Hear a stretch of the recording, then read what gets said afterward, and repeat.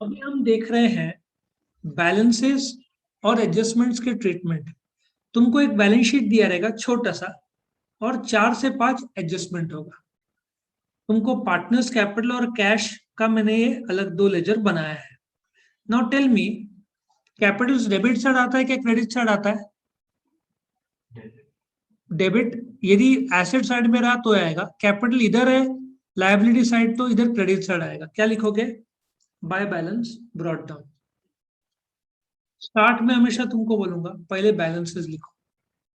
Step number 1 मेरा सम का होगा, पहले बैलेंसेस लिखो।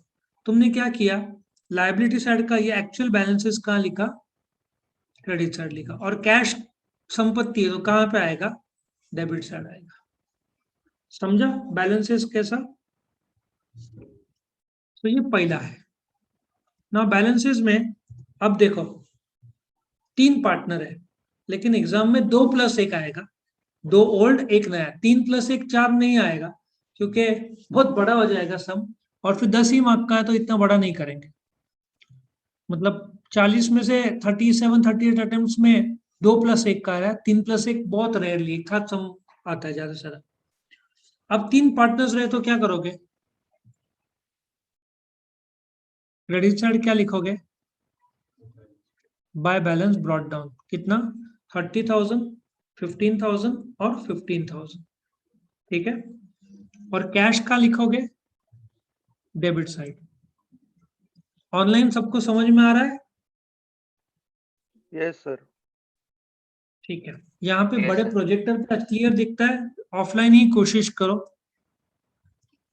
अभी स्टेप नंबर 1 मेरा हमेशा बैलेंस रहेगा।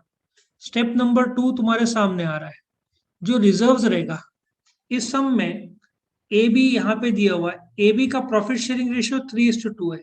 सी नया पार्टनर है, सी का मैंने अभी लेजर ओपन नहीं किया है। तो पहले हम क्या करेंगे, ए और बी का क्या लिखेंगे? बैलेंस लिखेंगे। ठीक है। एसेट साइड में कैश है नहीं, और सी के एडमिशन के बाद में नया बैलेंस शीट बनेगा। लेकिन सी आने से पहले जो रिजर्व्स है, मैंने क्या बताया था, तुम लोग दोनों ने मेहनत किया, धंधे का रिजर्व क्रिएट किया 5,000। सी आएगा तो वो हिस्सा उसको क्यों देंगे? सी ने मेहनत थोड़ी किया है। सो ए और बी क्या करेंगे, सी आने से पहले, कोई मेहमान आने से पहले घर का साफ सफाई जैसे करते हैं वैसे हम सजा रहे हैं। रिजर्व ए और बी बोलेंगे 5,000 है तो 3 और 2 हम ले लेते हैं, आपस में बांट लेंगे। मतलब जब सी आएगा तो उसको लायबिलिटी साइड में रिजर्व दिखेगा ही नहीं, क्योंकि वो ए और बी ने आपस में प्रॉफिट शेयरिंग रेशियो के हिसाब से बांट लिया है। 3:2 मतलब कितना? 3,000 और 2,000 के हिसाब से बांट लिया है। क्या सबको ये समझ में आया लॉजिक? ओके। नाउ आगे बढ़ते हैं। जैसे रिजर्व्स आ गया, नाउ ओल्ड बैलेंस शीट तुमको क्या करना पड़ेगा एग्जाम में? तुमको ओल्ड बैलेंस शीट दिया रहेगा, 4 से 5 या शायद 6 एडजस्टमेंट दिए रहेंगे। इसकी मदद से रिवॉल्यूशन अकाउंट, पार्टनर्स कैपिटल और न्यू बैलेंस शीट बनाना पड़ेगा। ये न्यू बैलेंस शीट है, ये पार्टनर्स कैपिटल है। सो न्यू बैलेंस शीट में अब रिजर्व्स क्या आएगा?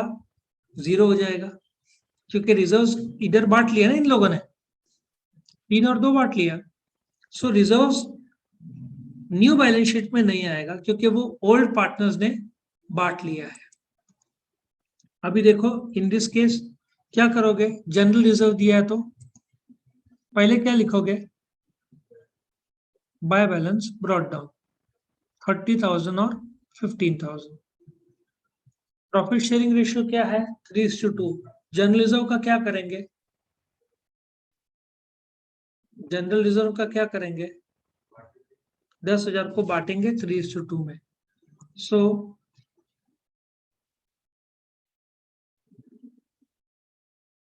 बाय जनरल रिजर्व कितना आएगा?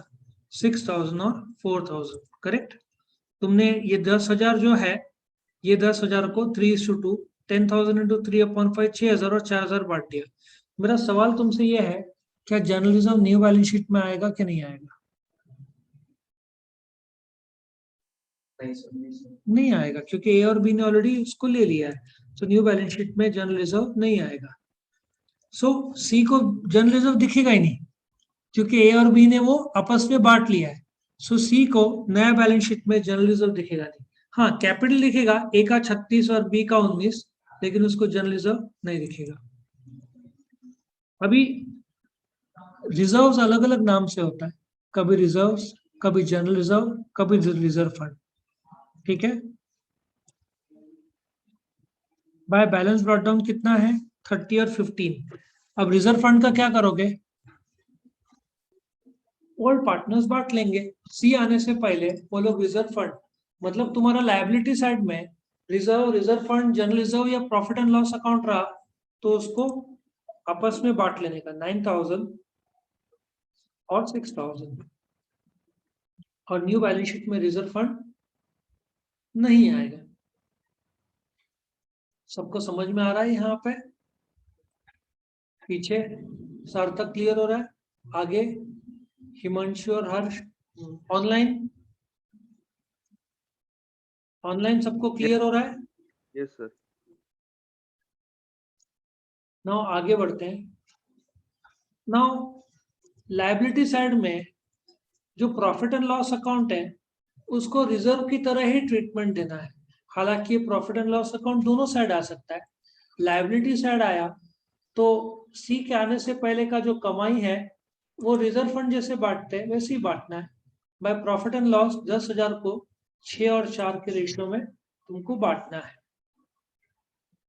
और नए बैलेंस शीट में पीएनएल नहीं आएगा क्योंकि वो इन लोगों ने सी के आने से पहले ऑलरेडी बांट लिया है। So reserve, general reserve, reserve fund, profit and loss, चारों का ट्रीटमेंट सेम है, ठीक है। अब यदि ऐसा स्थिति निर्माण होता है, ये एसेट साइड में आया तो क्या करोगे? एसेट साइड मतलब डेबिट बैलेंस मतलब लॉस, इसको फिक्टिशियस एसेट बोलते हैं। तो जब हम इधर जो था वो क्रेडिट साइड लिखते थे, तो प्रॉफिट एंड लॉस इधर है तो कहाँ लिखेंगे? डेबिट साइड में लिखेंगे। समझा?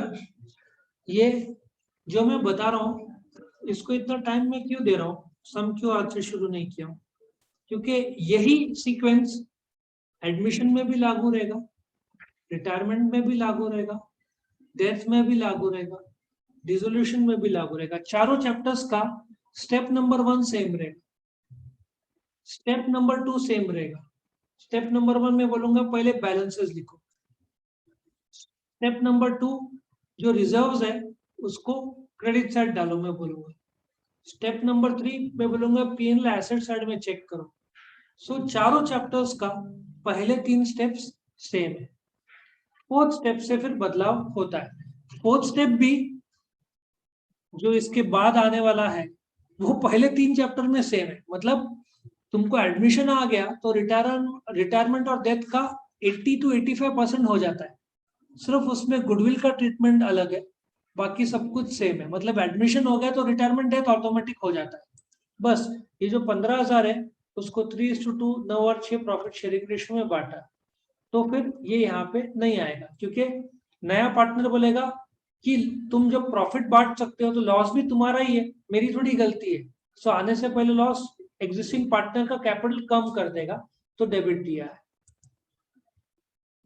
अभी मेन शुरू होता है एडजस्टमेंट। तुमको step number 1 balances, step number 2 reserves, step number 3 PNL जो एसेट साइड में है। अब तुम्हारा शुरू होगा एडजस्टमेंट्स। यहाँ पे क्या बोला है, बिल्डिंग एसेट साइड कितना दिया है, 1 लाख। यहाँ पे कितना एप्रिसिएशन है? नाउ टेल मी, तुम्हारा 1 लाख का बिल्डिंग था, अभी 10% से वैल्यू बढ़ गया, तो कितना हुआ? फायदा हो गया। तो प्रॉफिट तो क्रेडिट साइड में आएगा बाय बिल्डिंग। कितना होगा? 1 लाख का 10%। यहाँ पे सिर्फ बड़ा हुआ फिगर डालने का। लॉस हुआ तो डेबिट, वो तो आने वाला है आगे। और आफ्टर एडमिशन ऑफ सी जो नया बैलेंस शीट बनेगा, ये तो ओल्ड बैलेंस शीट है। नया बैलेंस शीट में तुम्हारा वैल्यू दिखेगा 1 लाख प्लस एप्रिसिएशन कितना, 10% कितना होगा? 10,000। समझ में कैसे दिखाना है? अभी उसी प्रकार से लायबिलिटीज में ये एडजस्टमेंट का एक वैरायटी है। उन लोगों ने परसेंट नहीं दिया है, बट बोला है कि बिल्डिंग का वैल्यू 1,05,000 था। यहाँ पे कितना वैल्यू है बिल्डिंग का? 1 लाख। अभी कितना हुआ, मतलब कितना चेंज हुआ? तो कहाँ आएगा? क्रेडिट साइड आएगा 5000। और एसेट साइड में क्या लिखोगे? Building 1 lakh plus appreciation. अब देखो यहाँ मैंने परसेंटेज लिखा नहीं क्योंकि इन लोगों ने डायरेक्ट रेडीमेड फिगर दिया था। या अच्छा, उसका रिवर्स इफेक्ट डेप्रिसिएशन इधर कितना है? 50,000, डेप्रिसिएशन 10%। वैसे भी तुम 12 फाइनल अकाउंट्स में डेप्रिसिएशन कहाँ लिखते थे? तुम पहले क्या करते थे? इधर से माइनस करते थे, सेकंड इफेक्ट इधर देते थे। बस यहाँ पर डेप्रिसिएशन नहीं बोलना है, तो मशीनरी बोलना है। कितना? 50,000 का 10% कितना? 5,000। और जो नया बैलेंस शीट में ये जो 50,000 इधर कॉलम में आएगा और less depreciation at the rate 10% बोल के 5,000 माइनस करोगे। सो कितना आएगा आउटर कॉलम में? लॉजिक समझ में आ रहा है सबको? या वो लोग ऐसे भी बता सकते हैं उल्टे तरीके से। बैलेंस शीट की वैल्यू कितनी है? 50। अभी कितना बोल रहे हैं? 48।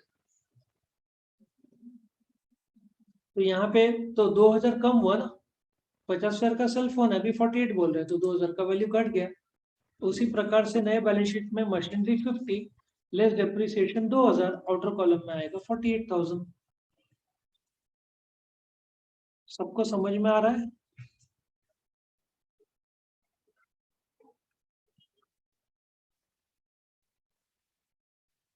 अब सेल ऑफ एसेट्स। अभी तुमको 3 चीजें हैं, रिवॉल्यूशन, कैश और बैलेंस शीट। तुम्हारे पास जमीन 25,000 का है, तुमने बेचा 30,000 में। Do you agree? पैसा आया होगा, बेचा तो पहले कैश को डेबिट दो कि भाई पैसा आया, कितना? 30,000 रुपया का बेचा। तुमको फायदा हुआ है क्या नुकसान हुआ है? 25 का कितने में बेचा? तो फायदा हुआ ना। इधर क्या लिखोगे? Credit side by land account 5,000। अब तुम्हारे पास एक जमीन था, तुमने बेच दिया। अब तुम्हारे पास क्या जमीन बचा है? नहीं। तो नए बैलेंस शीट में या तो 5,000 आएगा, नए बैलेंस शीट में लैंड नहीं आएगा क्योंकि बिक चुका है। पुराने बैलेंस शीट में था, तुमने अभी बेचा, तो लैंड यहाँ पे क्या आएगा? 0 आएगा, आएगा ही नहीं। समझ में आ रहा है सबको ट्रीटमेंट?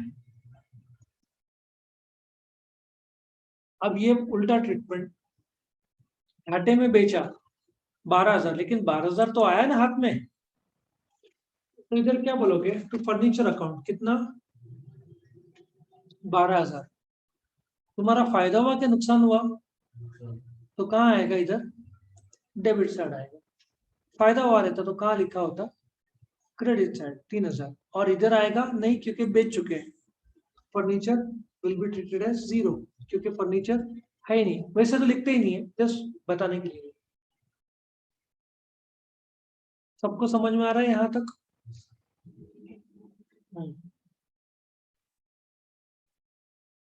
अब देखो, ये बहुत इंपॉर्टेंट है। 25,000 का जमीन है, उसमें से एक टुकड़ा 5,000 का तुमने 8,000 में बेचा। सबसे पहले तो डू यू एग्री? कैश आया होगा 8,000, बराबर है। और फायदा हुआ ना 3,000 का, 5 का 3 8 में बेचा तो 3,000 का फायदा। तो इधर क्या आएगा? 3,000। अब जो ओल्ड बैलेंस शीट में 25 था, शुरुआत 25 से करो। और कभी भी माइनस कितना होगा? बुक वैल्यू, हमेशा बुक वैल्यू माइनस करने का। कितना? 5,000। और बचेगा कितना? 20,000। समझ में आ रहा है सबको? नहीं, एसेट्स टेकन ओवर बाय, ये डिटेल्ड है काफी, इसको अभी रुक के फिलहाल मैं इतना ही रख रहा हूँ।